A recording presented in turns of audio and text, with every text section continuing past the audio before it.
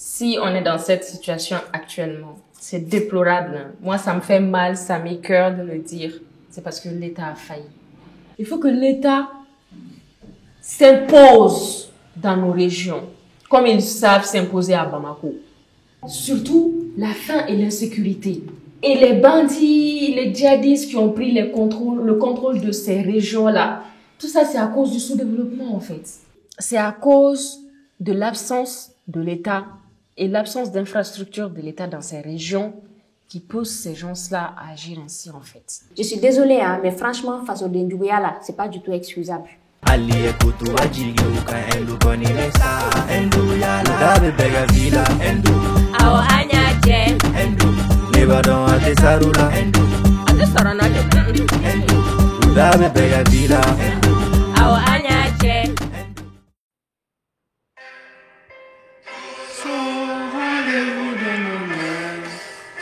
Pour l'Afrique et pour toi, Mali, notre drapeau sera liberté.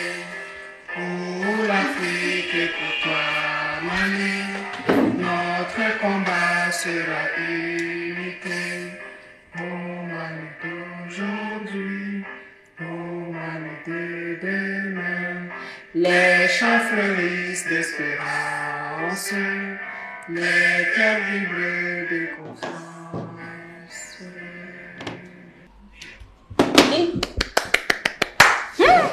L'hypocrite. Comment ça? Tu es un ça. C'est parce que quand le 22 septembre, tu joues à la bonne patriote. On se connaît ici. Attention, moi j'ai toujours été bonne patriote. Hein. Moi j'ai reçu cette éducation de mon école. Nous, à notre génération, à l'école, là, on a monté des couleurs.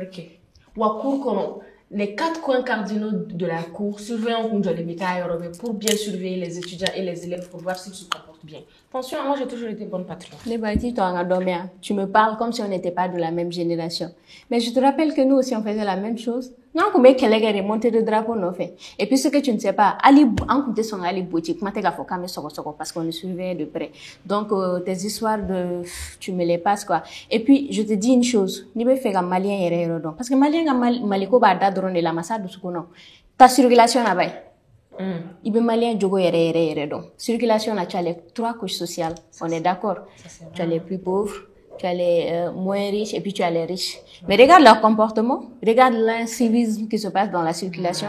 Donc, pardon, madame.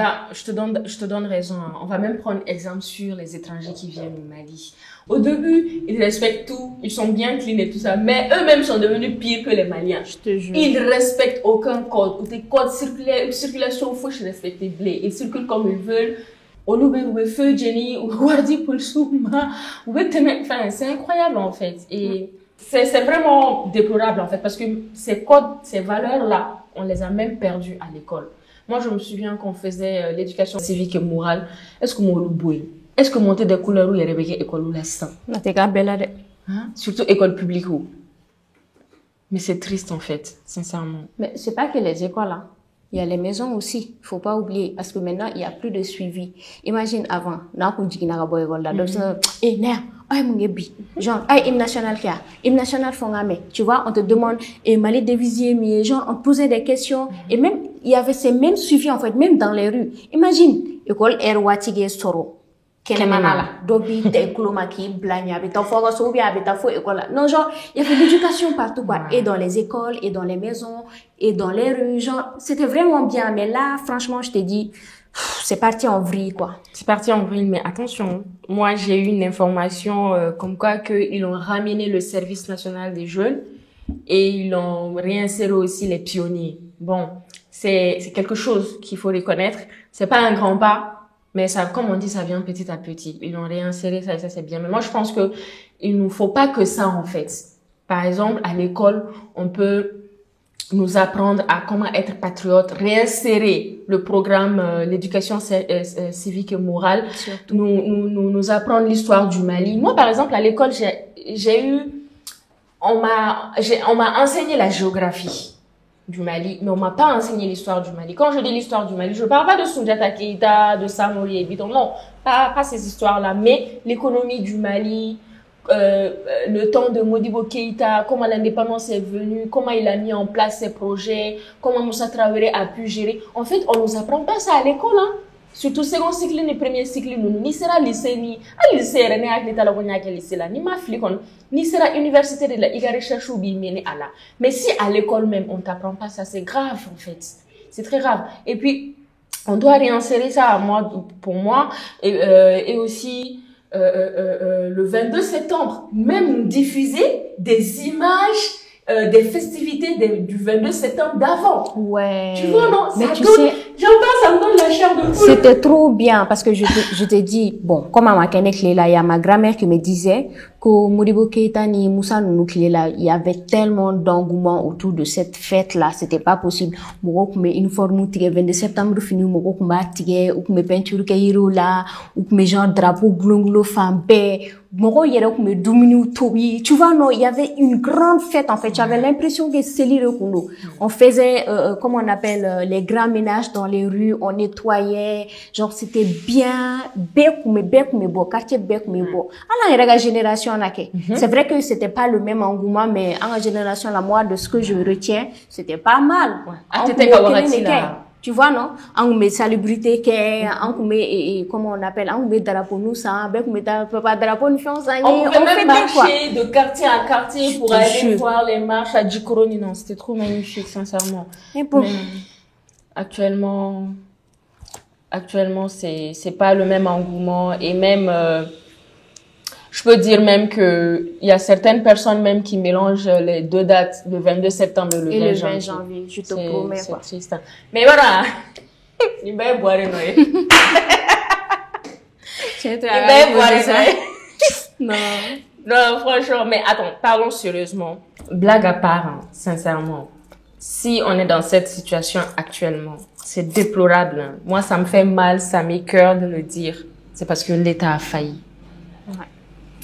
Est-ce que tu t'imagines que il y a des régions au Mali, il y a des endroits au Mali, d'où wolo, où mo, où ça,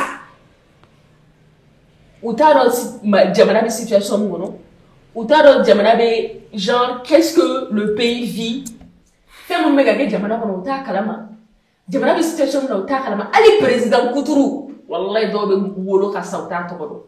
Toi, tu es sûr que ça va? Les gens qui ont faim, tu penses qu'ils ont la tête à penser à la situation du pays, surtout un endroit où l'État même est absent. Tu es fan à ça. Effectivement, en fait, Pati, on en parle, mais c'est vraiment déplorable, hein, parce que, genre, avec ma foi, moi, ça m'écoeure, parce qu'effectivement, il y a l'absence de l'État dans ces régions-là, et l'absence de l'État entraîne le sous-développement. Et le sous-développement entraîne la faim, la pauvreté, le banditisme. En fait, le sous-développement, surtout la faim et l'insécurité. Je sais pas si tu vois un peu. Ouais. Non. Et les bandits, les djihadistes qui ont pris le contrôle de ces régions-là, tout ça, c'est à cause du sous-développement, en fait. Mais Nat, la plupart de ces djihadistes et bandits-là, ce sont des Maliens. Moi, je peux pas comprendre. Et puis, c'est quand on Malila, quand on Malila, il part en Malila, quand là, tu prends les armes contre ton propre pays. Je suis désolée, hein, mais franchement, face au Dendjouya, là, c'est pas du tout excusable. Pati, en fait, je donne pas de raison à ces gens-là.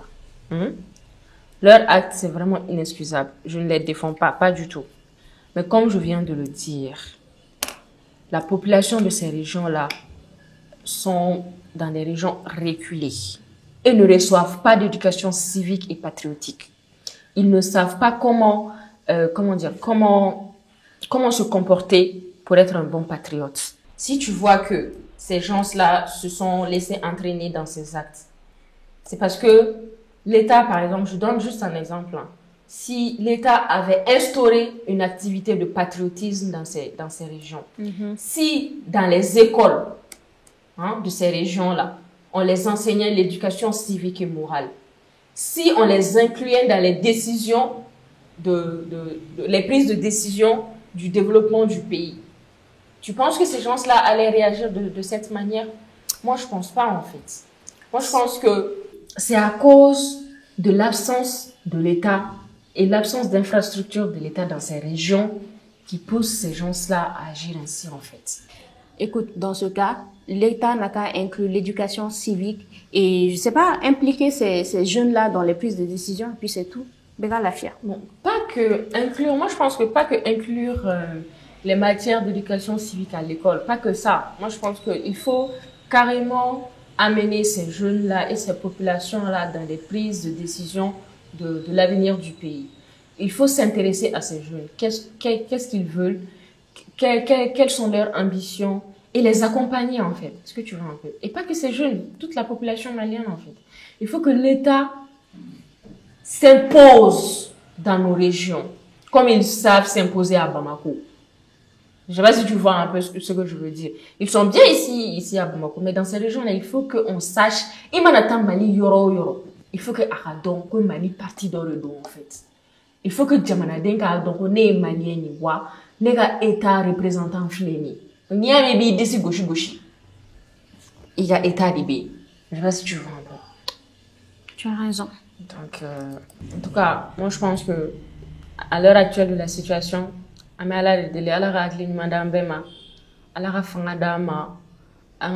projet ou bâti pour le développement du Mali et pour le développement de la population malienne. Inch'Allah, Amina.